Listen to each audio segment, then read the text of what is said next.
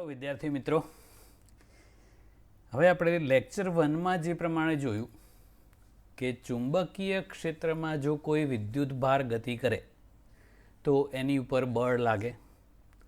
હવે જો વિદ્યુત ભાર ચુંબકીય ક્ષેત્રમાં લંબ રૂપે દાખલ થાય તો એની ઉપર કેટલું બળ લાગે અને એનો ગતિમાર્ગ કેવો હોય એની ચર્ચા હવે કરવાની છે। અને એક સાધન બનાવવાનું છે સાયક્લોટ્રોન નામનું, અને આ એનો સિદ્ધાંત છે। તો ચુંબકીય ક્ષેત્ર આપણે લઈએ, આ જે ચોકડી દર્શાવેલી છે એ ચુંબકીય ક્ષેત્ર પૃષ્ઠને લંબ અંદર તરફ બતાવેલું છે। પૃષ્ઠને લંબ બહાર આવતું દર્શાવવું હોય તો ટપકા વડે દર્શાવાય, અને પૃષ્ઠને લંબ અંદર જતું દર્શાવવું હોય તો ચોકડી વડે। તો આવું એક સમાન ચુંબકીય ક્ષેત્ર છે બી, જેમાં ચુંબકીય ક્ષેત્ર રેખાઓ પરસ્પર સમાંતર અને એકબીજાથી સમાન અંતરે આવેલી હોય, તો એવું એક સમાન ચુંબકીય ક્ષેત્ર બી છે, એ આખા વિસ્તારમાં પ્રવર્તે છે। એમાં એક ક્યુ જેટલો ધન વિદ્યુતભાર આમ વી વેગથી દાખલ થાય તો એની ઉપર કેટલું ચુંબકીય બળ લાગે? તો આપણે કરેલું કે F equal to q into v cross B જેટલું। ક્યુ જેટલો ધન વિદ્યુત ભાર વી વેગથી બી તીવ્રતાવાળા ચુંબકીય ક્ષેત્રમાં દાખલ થાય તો એની પર લાગતું ચુંબકીય બળ।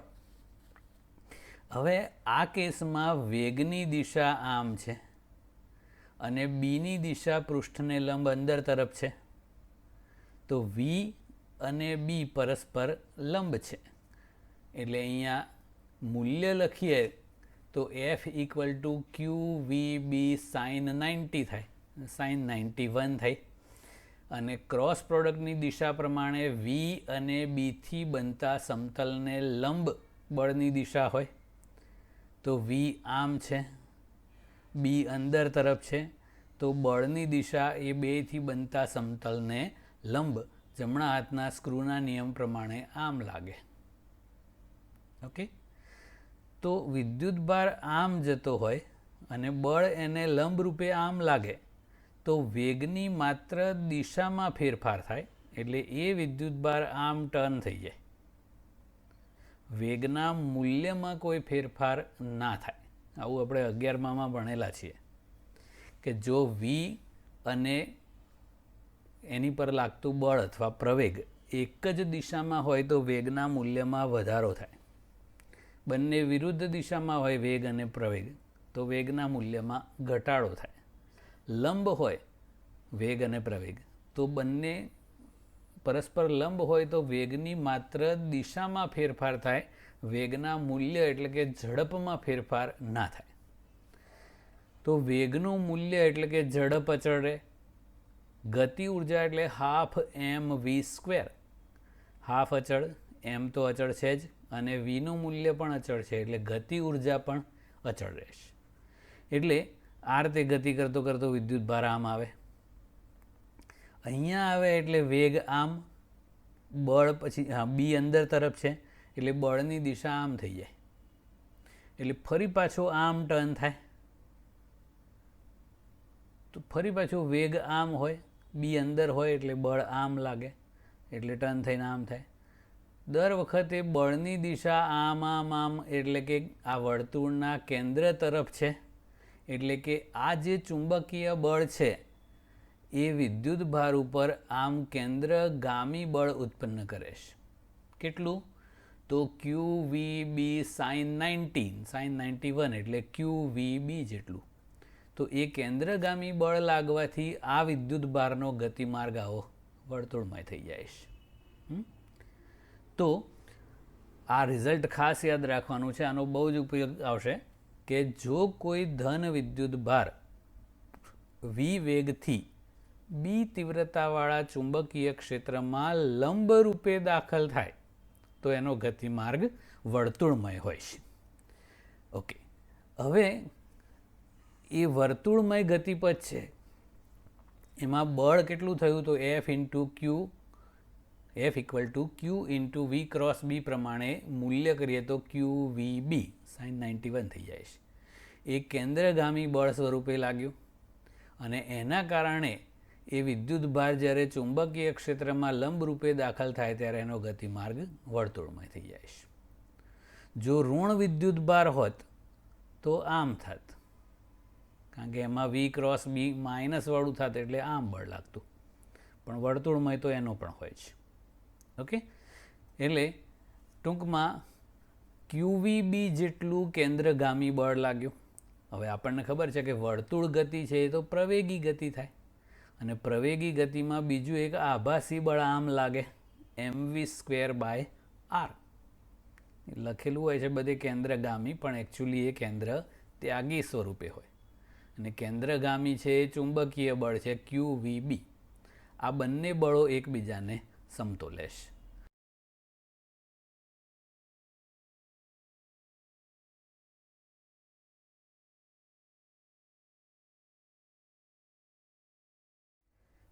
તો આપણે કેન્દ્ર ત્યાગી બળ mv²/r કર્યું અને કેન્દ્રગામી ચુંબકીય બળ QVB થયું, સાઇન 91 થઈ ગયું. તો આ બંને બળો એકબીજાને સમતોલતા હોય, બસ તો આમાંથી એક વી ઉડાડી દઈએ અને આરને કરતા બનાવો, આર ઉપર લઈ જવાનો, તો એક વી ઉડી ગયો, mv/QB આર ઉપર. તો આ થઈ ગઈ વર્તુળ માર્ગની ત્રિજ્યા, અને આ mv એટલે વેગમાન p પણ કહેવાય, એટલે p/QB. તો આ વર્તુળ માર્ગની ત્રિજ્યા થઈ ગઈ. હવે અહીંયા આર ચલે છે પી કહી શકાય, કારણ કે ક્યુ અને બી તો અચળ છે ને, સમાન ચુંબકીય ક્ષેત્ર છે અને વિદ્યુત ભારનું મૂલ્ય તો અચળ જ હોય. તો જેમ વેગમાન વધે એમ વર્તુળ માર્ગની ત્રિજ્યા વધે છે. એટલે જો ત્રિજ્યા વધારવી હોય તો એનું વેગમાન, અથવા બીજી ભાષામાં કહીએ તો ગતિ ઉર્જા વધારવી પડે, અથવા એની ઉર્જા વધારવી પડે. હવે બીજું એક સ્વરૂપ કરવું છે કે જો એના પરિભ્રમણની કોણીય આવૃત્તિને આપણે ઓમેગા કહીએ, તો આ વેગને અને ઓમેગાનો સંબંધ છે v=r ઓમેગા. તો અહીંયા વીની જગ્યાએ આપણે r ઓમેગા લખી દઈએ, તો આ r ઉડી જાય. તો આના પરથી આપણને ઓમેગા બરાબર QB/m મળે, અને એ કોણીય આવૃત્તિ થઈ. આવૃત્તિ કરવી હોય તો ઓમેગા =2πν થાય, એટલે ν=ω/2π. તો આ ઓમેગાનું સૂત્ર છે, આને ભાગ્યા 2π કરો એટલે આ QB/m ને 2π વડે ભાગ્યા એટલે QB/2πm. તો એ કોણીય આવૃત્તિ થઈ. મિત્રો આ બે વસ્તુ ધ્યાન રાખવાની, આ વેગનો v છે અને આ આવૃત્તિનો ન્યુ છે, એટલે મિક્સ ના થઈ જાય એનું ધ્યાન રાખજો. ઓકે, તો આ આવૃત્તિ થઈ ગઈ. હવે આવૃત્તિના સૂત્ર પરથી આપણને આવર્તકાળ મળી શકે.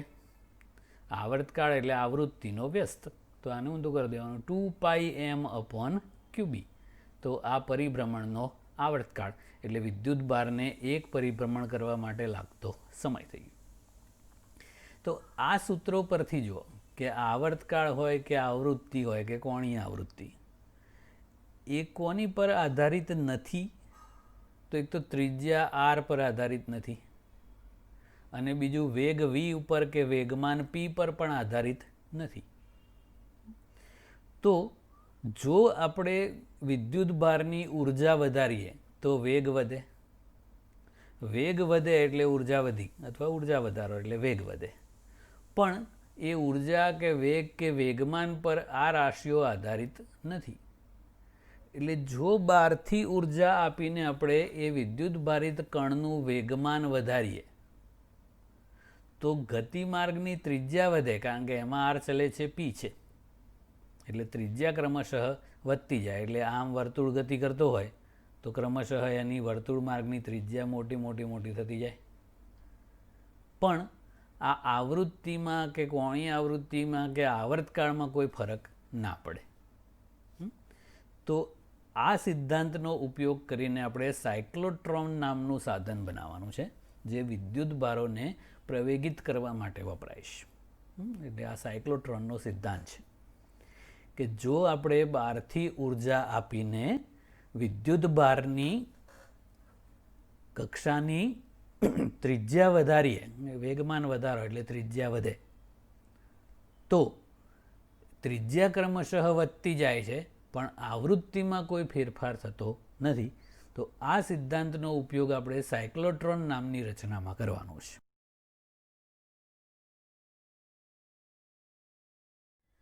હવે આપણે જોયું કે વિદ્યુત ભાર જ્યારે ચુંબકીય ક્ષેત્રમાં લંબ રૂપે દાખલ થાય તો એનો ગતિમાર્ગ વર્તુળમય હોય, પણ લંબ સિવાય કોઈ થીટા ખૂણે દાખલ થાય, એ થીટાનું મૂલ્ય 90 ડિગ્રી સિવાયનું હોવું જોઈએ, 0 અને 180 ડિગ્રી સિવાયનું પણ હોવું જોઈએ. આગળ આપણે વાત કરી કે જો થીટાનું મૂલ્ય 0 અથવા 180 ડિગ્રી હોય તો F = QVB sin 0 0 થઈ જાય અને QVB sin 180 ડિગ્રી પણ 0 થઈ જાય, તો બળ જ ના લાગે.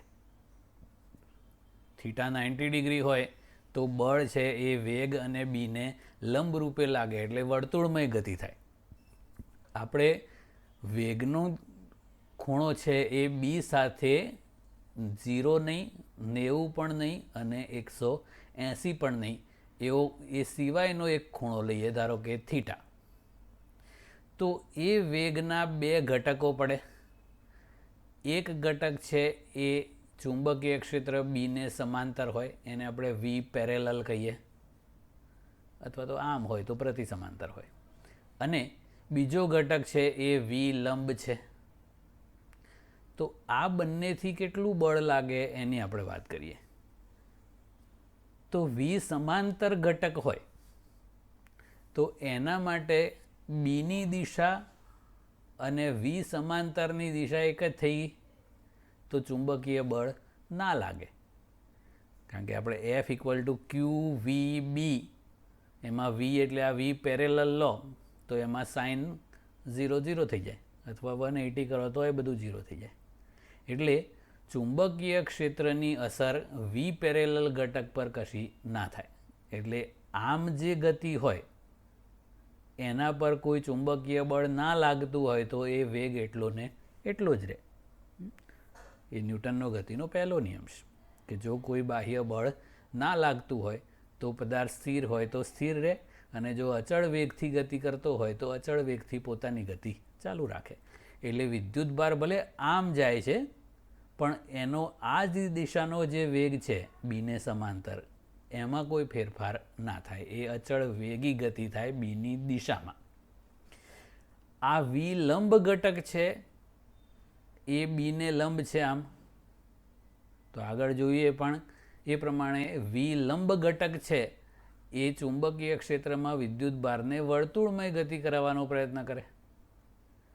તો વી લંબ ઘટકથી વર્તુળ ગતિ થાય અને વી પેરેલલ ઘટકથી આમ જાય બીને સમાંતર. તો એ બે ગતિનું મિશ્રણ કરો એટલે આવું સ્પ્રિંગ જેવું થાય, એટલે વર્તુળમય ગતિ કરતો જાય અને આગળ વધતો જાય, તો આવી સર્પિલ આકાર ગતિ થાય. એ ગતિપથને હેલિકલ ગતિપથ અથવા સર્પિલ આકારનો ગતિપથ કહેવાય છે. તો આ પોઈન્ટ યાદ રાખવાનો કે જો કોઈ વિદ્યુત ભાર ચુંબકીય ક્ષેત્રમાં થીટા = 0, 180 ડિગ્રી અને 90 ડિગ્રી સિવાયના કોઈ ખૂણે દાખલ થાય તો એનો ગતિમાર્ગ હેલિકલ હોય છે. આવો સર્પિલ, આ ટપકું છે ધ્યાન રાખવાનું, એ રીતનું છે. આવું વર્તુળમય ગતિ કરતો જાય અને આગળ પણ વધતો જાય, એટલે આવો હેલિકલ માર્ગ થાય છે. હવે એ હેલિકલ માર્ગમાં પીચ એટલે શું? તો મિત્રો આમ વર્તુળમય ગતિ કરતો હોય તો આમ સ્ક્રૂમાં આંટા કેવા હોય એના જેવું થયું. આ તો એ બે ક્રમિક આંટાઓ વચ્ચેનું જે અંતર હોય એ હેલિકલ માર્ગ દરમિયાન વિદ્યુત ભારિત કણે એક પરિભ્રમણ દરમિયાન ચુંબકીય ક્ષેત્રની દિશામાં કાપેલું અંતર, એટલે આ બે આંટા વચ્ચેનું અંતર થયું ને, આમથી આમ ગયું એક આંટા દરમિયાન, તો એને પિચ કહેવાય છે.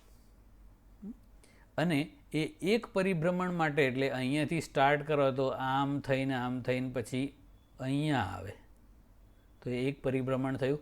એના માટે લાગતો સમય આવર્તકાળ ટી કહેવાય છે. ઓકે, હવે એ પિચ કેટલી હોય, આટલું અંતર કેટલું હોય એ આપણે કરવું છે. તો મિત્રો, એ સમક્ષિતિજ દિશામાં એક પરિભ્રમણ દરમિયાન કાપેલું અંતર છે. તો સમક્ષિતિજ દિશાનો વેગ એટલે વી પેરેલલ છે, અને વેગ બરાબર અંતર ભાગ્યા સમય લઈએ તો અંતર બરાબર વેગ ગુણ્યા સમય થાય. વેગ લેવાનો વી પેરેલલ, અને એક પરિભ્રમણનો સમય એટલે આવર્તકાળ લેવાનો. તો પિચ બરાબર વી પેરેલલ ઇન્ટુ એક પરિભ્રમણનો સમય.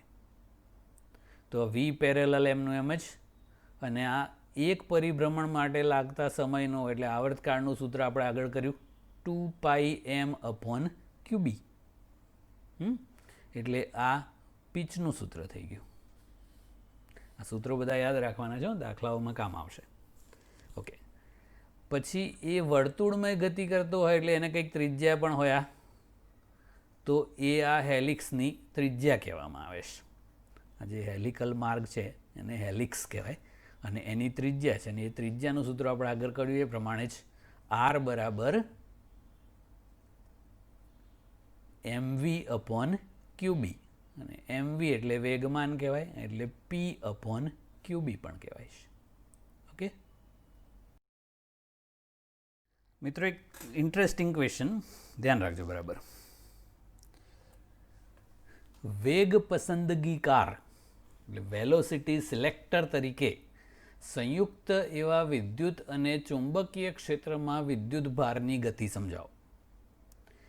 શું છે એ જોઈએ આપણે. આપણને ખબર છે કે વિદ્યુત અને ચુંબકીય બંને ક્ષેત્રો વી વેગથી ગતિ કરતા વિદ્યુત ભાર ઉપર બળ લગાડે. વિદ્યુતીય બળ Fe કહીએ, ઇલેક્ટ્રિકલ ફોર્સ QE જેટલું હોય, અને ચુંબકીય બળ Fb, મેગ્નેટિક ફોર્સ, એ Q × V × B જેટલું હોય. તો આપણે હવે બંને ક્ષેત્રો પરસ્પર લંબ રીતે લાગુ પાડવાના છે. એટલે વિદ્યુત ક્ષેત્ર અને ચુંબકીય ક્ષેત્ર એકબીજાને લંબ હોય, અને બંનેને લંબ વેગ પણ હોય, એટલે ત્રણે એકબીજાને લંબ હોય. જોઈએ તો આવી આપણે કાર્ટેશિયન યામાક્ષ પદ્ધતિ OXYZ લઈએ. ધારો કે વેગ એક +q વિદ્યુત ભાર છે, એ v વેગથી x અક્ષની દિશામાં ગતિ કરે છે. ચુંબકીય ક્ષેત્ર અને વિદ્યુત ક્ષેત્ર કેવી રીતે લગાડ્યા છે તો એ બંને ક્ષેત્રો વેગને લંબ હોવા જોઈએ. તો વિદ્યુત ક્ષેત્ર ધારો કે y દિશામાં લગાડ્યું, અને ચુંબકીય ક્ષેત્ર z દિશામાં, એટલે આ ત્રણે એકબીજાને લંબ થઈ ગયા. હવે આપણને ખબર છે કે વિદ્યુતીય બળ F બરાબર QE હોય, અને ધન વિદ્યુત ભાર પર લાગતું બળ કઈ દિશામાં હોય? વિદ્યુત ક્ષેત્રની દિશામાં, એટલે આમ જ બળ લાગે. તો એ F બરાબર QE જેટલું બળ આમ લાગ્યું વિદ્યુત ભાર ઉપર. જો એ એકલું જ હોત તો આ વિદ્યુત ભાર પર આમ બળ લાગે તો વિદ્યુત ભાર આમ જતો રહે, એનો ગતિમાર્ગ પરવલય થઈ જાય. પણ હવે ચુંબકીય ક્ષેત્રનું બળ પણ છે, તો ચુંબકીય ક્ષેત્રનું બળ કઈ બાજુ લાગે? તો F = Q × V × B છે. તો જમણા હાથના સ્ક્રૂના નિયમ પ્રમાણે V અને B થી બનતા સમતલને લંબ લાગે. તો V ની દિશા આમ છે, B ની દિશા આમ છે. તો V થી B તરફ સ્ક્રૂને ફેરવવાનો, મૂકવાનો કેવી રીતે? તો V અને B થી બનતા સમતલને લંબ, અને સ્ક્રૂને V થી B તરફ ફેરવવાનો, તો સ્ક્રૂ આમ આગળ વધે, તો એ દિશામાં ચુંબકીય બળ લાગે. તો આ વિદ્યુત ભાર ઉપર આમ ચુંબકીય બળ લાગે Q × V × B જેટલું. તો આ ધન વિદ્યુત ભાર ઉપર બે બળો લાગ્યા, વિદ્યુત ક્ષેત્રને લીધે Fe અને ચુંબકીય ક્ષેત્રને લીધે Fb. ઓકે, હવે એ બંને ક્ષેત્રોના મૂલ્યો આપણે એવા પસંદ કરવાના કે જેથી આ વિદ્યુતીય બળનું મૂલ્ય QE અને ચુંબકીય બળનું મૂલ્ય QVB, થીટા તો 90 છે જ એટલે sin 91, એટલે ખાલી મૂલ્ય કરો તો QVB, એ બંને બળો સરખા થઈ જાય. કયા કયા? FE બરાબર QE અને FB બરાબર QVB. તો બંને બળો સમાન મૂલ્યના અને પરસ્પર વિરુદ્ધ દિશાના થઈ જાય તો પરિણામી બળ શૂન્ય થઈ જાય. અને પરિણામી બળ શૂન્ય થઈ જાય તો આ વિદ્યુત ભાર જેમ જતો હોય એમ અચળ વેગથી આમ જ જતો રહે, તો એ વિચલન પામ્યા સિવાય, એટલે કે કોણાવર્તન પામ્યા સિવાય એ ક્ષેત્રોમાંથી થ્રુ આઉટ નીકળી જાય. ઓકે, આ બહુ મહત્ત્વની વસ્તુ છે. તો આપણે વિદ્યુત ક્ષેત્ર અને ચુંબકીય ક્ષેત્રના મૂલ્યો એવા ચોક્કસ રાખ્યા છે અને એવી ચોક્કસ દિશાઓમાં રાખ્યા છે જેથી FE અને FB બંને પરસ્પર વિરુદ્ધ હોય અને સમાન મૂલ્યના પણ હોય, તો પરિણામી બળ શૂન્ય થઈ જાય. તો એમના મૂલ્યો સરખાઈ દેવાય. તો FE એટલે QE અને FB એટલે QVB. આ બંને સરખાઈ દો, QQ ઉડી જાય ને Vને કરતા બનાવી દો. તો આ જે વિદ્યુત ભારનો વેગ અથવા ઝડપ મળી એ માત્ર વિદ્યુત ક્ષેત્ર અને ચુંબકીય ક્ષેત્ર પર જ આધાર રાખે છે, બીજા કશા પર નહીં. એ વિદ્યુત ભારના મૂલ્ય પર નહીં કે એના દળ પર નહીં, કંઈના પર નહીં, માત્ર E અને Bના મૂલ્યો પર જ. તો અહીંયા આપણે જાત જાતના બધા વિદ્યુત ભારો આમ દાખલ કરીએ, આમથી આમ X દિશામાં અલગ અલગ વિદ્યુત ભારો હોય, ધન હોય, ઋણ હોય, અલગ અલગ દળના હોય, અલગ અલગ વેગના હોય. તો જે વિદ્યુત ભાર માટે આ શરતનું પાલન થાય E અને Bના ચોક્કસ મૂલ્ય માટે, એ વિદ્યુત ભાર પર લાગતું પરિણામી બળ શૂન્ય હોય, તો એ એક જ એવો વિદ્યુત ભાર હોય જે વિચલન પામ્યા સિવાય આમ જતો રહે અને બાકીના આમ કે આમ ફંટાય. એટલે અમુક નિશ્ચિત ઝડપવાળા વિદ્યુત ભારોને સીધે સીધા આમ મેળવી શકાય. એટલે એ ચોક્કસ વેગવાળા વિદ્યુત ભારોને અલગ તારવી શકાય, એટલે એને વેલોસિટી સિલેક્ટર તરીકે વર્તે છે એવું કહેવાય. પણ આ બંને ક્રોસ્ડ એટલે કે પરસ્પર લંબ ક્ષેત્રો હોવા જોઈએ અને એ લંબ પણ એ ટાઈપના કે જેથી બંને વિદ્યુતીય બળ અને ચુંબકીય બળ સમાન મૂલ્યના અને પરસ્પર વિરુદ્ધ દિશાના થઈ જાય. તો આ શરતનું પાલન થાય એ વિદ્યુત ભાર સીધે સીધો જઈ શકે. ઓકે, તો આપણે જે વેલોસિટી સિલેક્ટરની વાત કરી, તો જે વિદ્યુત ભાર માટે આ શરતનું પાલન થાય એ વિદ્યુત ભાર કોઈપણ કોણાવર્તન વગર સીધે સીધો જઈ શકે. તો એ ચોક્કસ વેગવાળા વિદ્યુત ભારોને અલગ તારવી શકાય.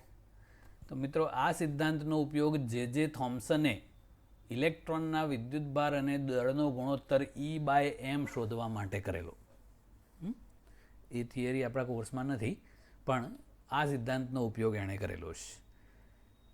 અને બીજું એક માસ સ્પેક્ટ્રોમીટર અથવા એને માસ સ્પેક્ટ્રોગ્રાફ પણ કહેવાય છે, એ સાધન માટે આ સિદ્ધાંત વપરાય છે. એ આયનોને એમના વિદ્યુત ભાર અને દળના ગુણોત્તર મુજબ, એટલે કે આ E/m છે એવું વ્યાપક રૂપે Q/m કહી શકાય, એ ગુણોત્તર પ્રમાણે અલગ તારવવા માટે એનો ઉપયોગ થાય છે અને એના પરથી એ કણનું દળ શોધી શકાય છે. તો આ માસ સ્પેક્ટ્રોગ્રાફનો સિદ્ધાંત છે. આવું છે મિત્રો, આપણે સાયક્લોટ્રોનનો સિદ્ધાંત કર્યો. હવે એની રચના એટલે રૂપરેખા એટલે રચના અને એની કાર્યવાહીની સમજૂતી આપવાની છે કે એ કેવી રીતે વર્ક કરે છે.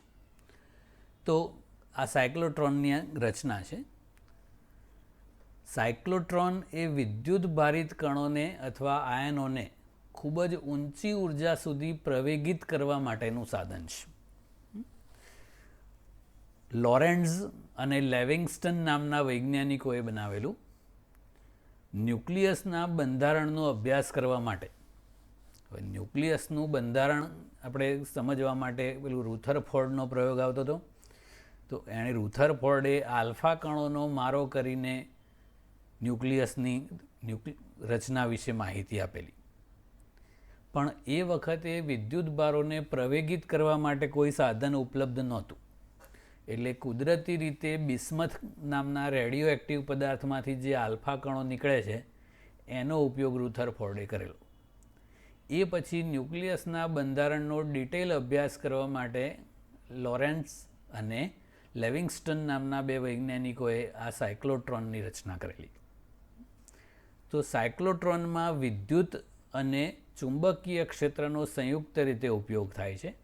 બંને પરસ્પર લંબ રૂપે લગાડવામાં આવે છે.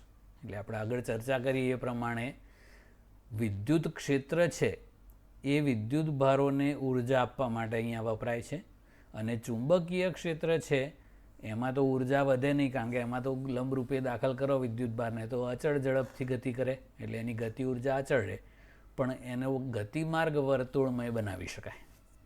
એટલે વિદ્યુત ક્ષેત્ર વડે ઉર્જા વધારવાની અને ચુંબકીય ક્ષેત્ર વડે એને વર્તુળમય ગતિ આપવાની. તો બંનેનો સંયુક્ત રીતે અહીંયા વિદ્યુત ભારોની ગતિ ઉર્જા વધારવા માટે ઉપયોગ કરવામાં આવે છે. આ જે ગેપ છે ત્યાં વિદ્યુત ક્ષેત્ર લાગુ પાડેલું હોય છે, અને આ આખી જે રચના છે એમાં ચુંબકીય ક્ષેત્ર લાગુ પાડ્યું છે. એ ચોકડી તો પૃષ્ઠને લંબ અંદર, ટપકા હોય તો પૃષ્ઠને લંબ બહાર, એવું કહેવાય. સમાન વિદ્યુત ક્ષેત્ર છે. રચના કેવી છે એની એ તો પહેલાં તો અહીંયા બંને ક્ષેત્રો પરસ્પર લંબ એટલે ક્રોસ્ડ ફિલ્ડ કહેવાય છે ઇંગ્લિશમાં. હવે આગળ કર્યું એ પ્રમાણે વિદ્યુત ભાર છે એને લંબ રૂપે દાખલ કરીએ તો એના પરિભ્રમણની આવૃત્તિ આપણે જે કરેલી એ ઓમેગા કરો તો કોણીય આવૃત્તિ કહેવાય, QB/m. એ ઉર્જા કે વેગમાન પર આધાર ના રાખે, ત્રિજ્યા આ બે પર આધાર રાખે છે. તો આપણે બહારથી વિદ્યુત ક્ષેત્ર વડે ઉર્જા આપીને એની ત્રિજ્યા વધારતા જવાની, પણ આવૃત્તિમાં કોઈ ફરક ના પડે, કારણ કે આવૃત્તિ ઉર્જા કે વેગમાન કે ત્રિજ્યા પર આધાર રાખતી નથી. તો આ વસ્તુ એચીવ કરવા માટે શું કરવામાં આવે છે? તો આવા અર્ધ ગોળાકાર પાત્રો હોય છે. આનો આકાર ઇંગ્લિશના અક્ષર ડી જેવો છે, એટલા માટે એને ડી કહેવામાં આવે છે. બે છે એટલે એને ડીઝ કહેવાય છે. તો આવું સામે બે આવા પાત્રો છે ડીઝ. એ આપણે રોટલી મૂકવાનું જે ડબ્બો હોય એને વચ્ચોવચ્ચથી કાપી નાખીએ તો કેવો આકાર બને, આ એવું છે. આ વચ્ચે બે ડીઝ વચ્ચે જે ગેપ છે ત્યાં જ વિદ્યુત ક્ષેત્ર હોય, અને એ વિદ્યુત ક્ષેત્ર લાગુ પાડવા માટે આપણે આવો એક એસી સપ્લાય જોઈન્ટ કરવાનો છે, ઓલ્ટરનેટિવ કરંટવાળો. અને ચુંબકીય ક્ષેત્ર છે એ તો મેગ્નેટ્સથી લગાડેલું હોય છે. હવે આની અંદર વિદ્યુત ભાર અહીંયા રિલીઝ કરવાનો, તો વિદ્યુત ક્ષેત્ર એને પ્રવેગિત કરવાનું કામ કરે અને ચુંબકીય ક્ષેત્ર એને વર્તુળ ગતિ કરાવવાનું. તો એ વિદ્યુત ભાર કેવી રીતે વર્તુળ ગતિ કરે એ જો અહીંયા આપણે વિદ્યુત ભાર રિલીઝ કરીએ તો આ રીતે ક્રમશઃ એની ત્રિજ્યા વધતી જાય. ડિટેલ આપણે પછી કરીએ છીએ, પણ આ રીતે એનો ગતિમાર્ગની ત્રિજ્યા વધતી જાય, સ્પીડ પકડતો જાય, અને છેવટે પછી કશું ના કરો તો અડી જાય. એટલે અહીંયા આવે એટલે એક એક્સ્ટ્રા એક વિક્ષેપ પટ્ટી હોય, એટલે એને ડિફ્લેક્શન આપવા માટે વધારાનું ચુંબકીય ક્ષેત્ર લગાડવામાં આવે, અને પછી એને આમ સ્ટ્રેટ લાઈન કરી દેવાનું. પછી અહીંયા ટાર્ગેટ રાખેલું હોય જેના પર એ વિદ્યુત ભારિત કણને અથડાવવો હોય એ અહીંયા તૈયાર રાખવાનો, એટલે આમ ફૂલ સ્પીડ પકડે અને પછી આમ અથડાઈ જાય. તો આ રીતની રચના હોય છે. કેવી રીતનું એ થાય છે એ આપણે પછી સમજાવીએ છીએ. તો એ ચુંબકીય ક્ષેત્ર છે એ વિદ્યુત ભારિત કણને વર્તુળ માર્ગે ગતિ કરાવે, અને વિદ્યુત ક્ષેત્ર છે એ એને ઉર્જા આપતું જાય છે. તો આ રીતે ડીઝની અંદર વિદ્યુત ભાર પ્રવેગિત થાય. મિત્રો, સાયક્લોટ્રોનમાં વિદ્યુત ભાર કેવી રીતે પ્રવેગિત થાય એની હવે વાત. તો વિદ્યુત ક્ષેત્રની દિશા એ કણની ગતિ સાથે અનુરૂપ રીતે વારાફરતી ઉલટ સુલટ થયા કરે છે. કેવી રીતે? તો અહીંયા આપણે એક એસી ઉદ્ગમ જોડ્યું છે, આ આંદોલક એટલે એસી ઉદ્ગમ. તો એની આવૃત્તિ બહુ જ મોટી હોય. આપણા ઘરમાં જે એસી વિદ્યુત પ્રવાહ આવે છે એ 50 હર્ટ્ઝ આવૃત્તિવાળો હોય. મતલબ 1 સેકન્ડમાં 50 વખત પ્લસ થાય ને 50 વખત માઇનસ થાય. અડીએ તો 1 સેકન્ડમાં 100 ઝટકા લાગે, જોર કા ઝટકા, જોરો સે લગે. આની આવૃત્તિ હજારો હર્ટ્ઝની આસપાસ હોય, એટલે બહુ મોટી આવૃત્તિ હોય.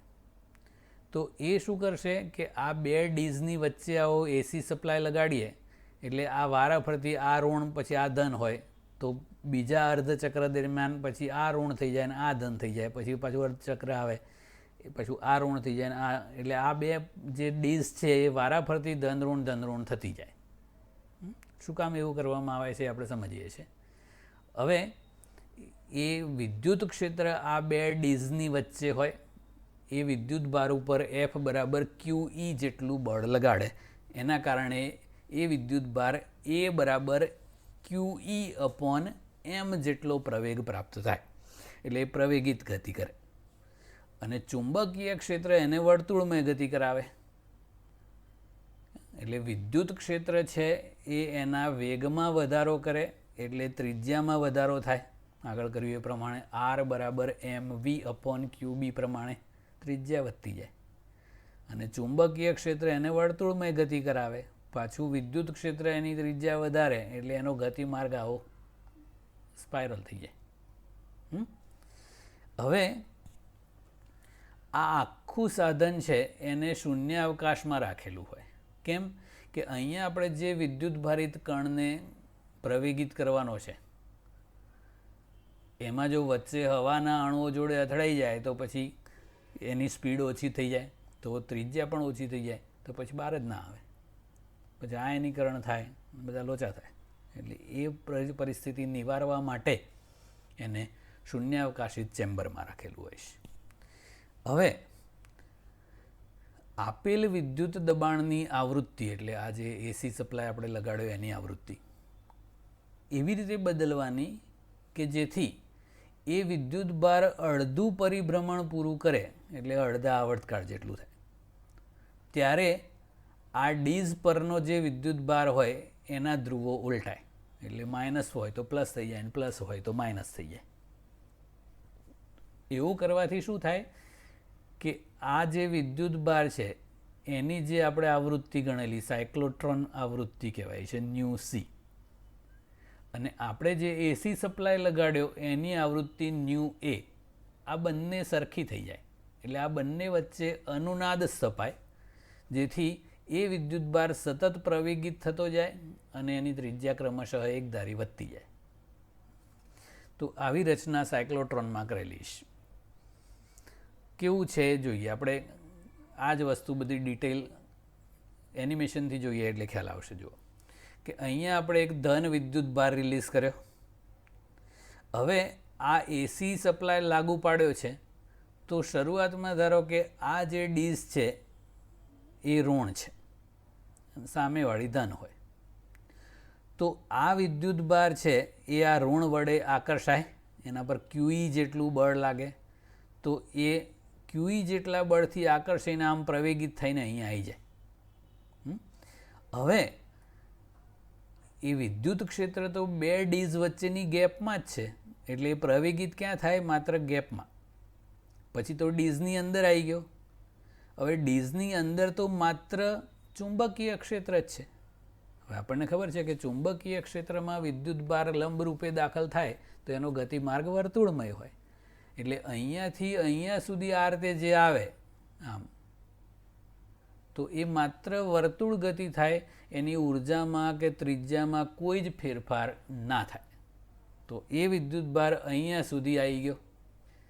હવે એ વિદ્યુત ભારને જેવો અહીંયા આવવા, અડધું ચક્ર પૂરું કર્યું ને એણે આમ, એ અહીંયા આવવા અને આ પ્લેટની જે ધ્રુવ છે એ ઉલટાવવા. એટલે એ વિદ્યુત ભાર જેવો અહીંયા આવે કે તરત જ સામેની પ્લેટ ઋણ થઈ જાય. હવે આ ધન વિદ્યુત ભાર છે અને આ ઋણ પ્લેટ છે, એટલે F બરાબર QE જેટલું આકર્ષણ બળ લાગે, એટલે QE અપોન M જેટલો પ્રવેગ પ્રાપ્ત થાય, એટલે એનો વેગ વધે. તો અહીંયાથી અહીંયા સુધી આવે ત્યાં સુધી એ સ્પીડ પકડીને આવે. ઓકે, પછી શું થાય? પછી એ ચુંબકીય ક્ષેત્રમાં દાખલ થઈ ગયો. ડીઝની અંદર કોઈ વિદ્યુત ક્ષેત્ર નથી, તો ડીઝમાં દાખલ થાય તો એકલા ચુંબકીય ક્ષેત્રમાં લંબરૂપે દાખલ થયો, એટલે એ અચળ ઝડપથી માત્ર વર્તુળ ગતિ કરે, ત્યાં એને કોઈ વધારાની ઉર્જા પ્રાપ્ત ના થાય. પણ એ જેવો અહીંયા આવે કે તરત જ હવે આ પ્લેટ ઋણ થઈ જાય અને આ ધન થઈ જશે, એટલે પાછો પ્રવેગિત થાય, પાછો અંદર જાય, એટલે અચળ ઝડપથી વર્તુળ ગતિ કરે, આવું ચાલ્યા જ કરે. એટલે આ રીતે વિદ્યુત ભારનો ગતિપથ સર્પિલાકાર થાય. અને અહીંયા આવે એટલે વધારાનું ચુંબકીય ક્ષેત્ર લગાડીને એને બહાર કાઢી લેવામાં આવે. ઓકે,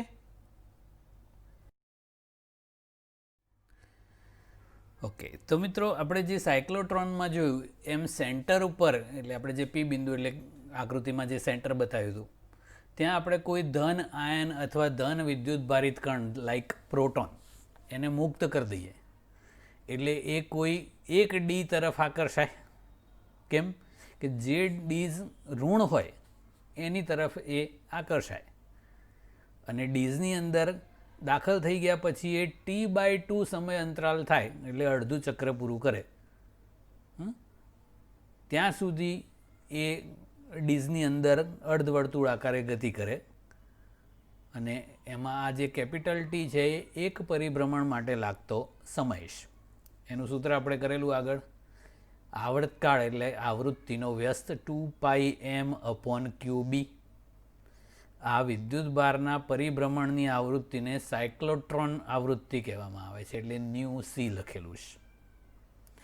મિત્રો, આ જે આવૃત્તિ છે એ ત્રિજ્યા પર આધારિત નથી, એટલે એ અંદરની સાઈડે હોય કે ત્રિજ્યા વધતી જાય ને બહાર સાઈડે હોય તો આવૃત્તિ આટલી ને આટલી જ રહે. હવે જ્યારે એ એક ડીઝમાંથી બીજી ડીઝમાં જતો હોય ત્યારે વચ્ચે જે વિદ્યુત ક્ષેત્ર છે એમાં વિદ્યુતીય બળ QE લાગે, અને જો બે ડીઝ વચ્ચે વિદ્યુત સ્થિતિમાનનો તફાવતનું અથવા તો વોલ્ટેજ V હોય તો પ્રોટોનના કેસમાં કહીએ તો EV, અને વ્યાપક રૂપે Q વિદ્યુત ભાર હોય તો QV જેટલી ઉર્જાનો વધારો થાય. ઓકે, આ V એટલે એ બે ડીઝ વચ્ચેનો વિદ્યુત સ્થિતિમાનનો તફાવત, ગુજરાતીમાં એને વીજ દબાણ પણ કહેશે. હવે એણે સ્પીડ પકડી એટલે એની ગતિ ઉર્જા વધી, તો ત્રિજ્યાના સૂત્ર પ્રમાણે R બરાબર mv/QB છે, તો ગતિ ઉર્જા એટલે વેગ વધ્યો, એટલે એની ત્રિજ્યા પણ એ પ્રમાણે થોડીક વધે. ફરી પાછો બીજી ડીઝમાં દાખલ થાય, એટલે ડીઝની અંદર માત્ર ચુંબકીય ક્ષેત્ર હોય એટલે વર્તુળમય ગતિ કરે. પછી સામેની ડીઝ પાછી ઋણ થઈ જાય એટલે પાછું આકર્ષાય, એટલે ફરી પાછું જોશથી પ્રવેગિત થાય ને આવું ચાલ્યા જ કરે. ક્યાં સુધી? તો એના વર્તુળ માર્ગની જે ત્રિજ્યા છે એ ડીઝની ત્રિજ્યા જેટલી લગભગ થાય ત્યાં સુધી. ધારો કે ડીઝની ત્રિજ્યા R છે, તો R કરતાં સહેજ ઓછી ત્રિજ્યા રાખવાની, નહીંતર તો અથડાઈ જાય. એટલે આ R થી સહેજ ઓછી હોય, પણ આપણે લગભગ R ગણી લઈએ. બસ એ R જેટલી ત્રિજ્યા થાય એટલે એને બહાર કાઢી લેવાનો. તો જ્યારે R ત્રિજ્યા થાય ત્યારે એની પર બે બળો લાગતા હોય, કેન્દ્ર ત્યાગી આભાસી બળ mv²/r અને બીજું કેન્દ્રગામી ચુંબકીય બળ વર્તુળ ગતિમાં QVB.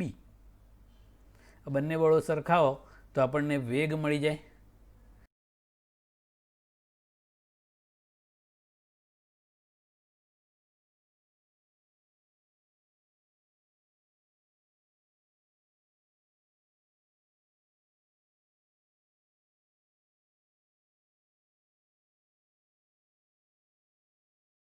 મિત્રો, આપણે બે બળો સરખાયા, mv²/r = QVB. એક V ઉડી ગયો અને V ને કરતા બનાવી દો તો V = QBr/m. તો જ્યારે વિદ્યુત ભાર એ ડીઝમાંથી જસ્ટ બહાર આવવાની તૈયારીમાં હોય એ વખતે એનો વેગ આટલો હોય, અને ગતિ ઉર્જા કરવી હોય તો હાફ mv સ્ક્વેરમાં કિંમતો મૂકી દો. તો આ હાફ એમ અને વી સ્ક્વેર એટલે આનો સ્ક્વેર કરીને મૂકી દેવાનો, એક એમ ઉડી જશે એટલે Q square B square R square upon 2m. તો આટલી ગતિ ઉર્જા પ્રાપ્ત થાય અને આ સારી એવી હોય. તો આ રીતે વિદ્યુત ભારોને પ્રવેગિત કરવા માટે સાયક્લોટ્રોનનો ઉપયોગ થાય. અને એની ખાસિયત શું છે કે એ જે વિદ્યુત ભાર પ્રવેગિત થયો આયન હોય કે વિદ્યુત ભાર, તો એનો આવર્તકાળ અથવા તો આવૃત્તિ, જેને આપણે સાયક્લોટ્રોન આવૃત્તિ કીધી, એ આ ઝડપ ઉપર કે એના વર્તુળ માર્ગની ત્રિજ્યા પર આધારિત નથી. એ આની ખાસિયત છે. તો આ રીતે વિદ્યુત ભારોને પ્રવેગિત કરવા માટે સાયક્લોટ્રોનનો ઉપયોગ થાય છે. પણ આની એક મર્યાદા પણ છે કે એ ઇલેક્ટ્રોન જેવા અતિ સૂક્ષ્મ કણોને પ્રવેગિત કરવા માટે ઉપયોગી નથી.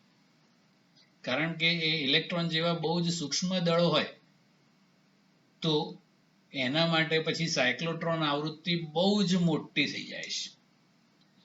તો સાયક્લોટ્રોન આવૃત્તિ અતિશય અબજોના અબજો હર્ટ્ઝ થઈ જાય તો પેલા આંદોલક આપણે જે એસી ઉદ્ગમ જોડેલું એની આવૃત્તિ ન્યુ એ એના જોડે મેચ કરવી પડે, એ શક્ય બનતું નથી. પછી મોટો વિસ્તાર હોય તો એમાં બધે એક સરખું ચુંબકીય ક્ષેત્ર સમાન જાળવવું પણ શક્ય નથી હોતું. એટલે પ્રમાણમાં મોટા જે વિદ્યુત ભારો હોય આયનો જેવા, એમને પ્રવેગિત કરવા માટે આ સાધન ઉપયોગી છે. Okay, that's it.